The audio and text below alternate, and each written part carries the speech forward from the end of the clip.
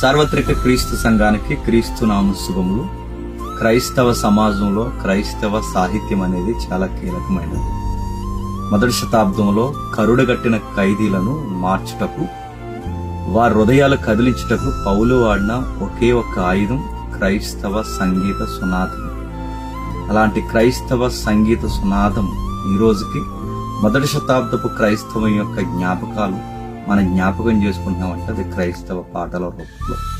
అలాంటి ఉన్నతమైన క్రైస్తవ కీర్తనలు అందించడానికి అనేక మంది యువతరం ఈ తరంలో రావడం చాలా ప్రాముఖ్యం.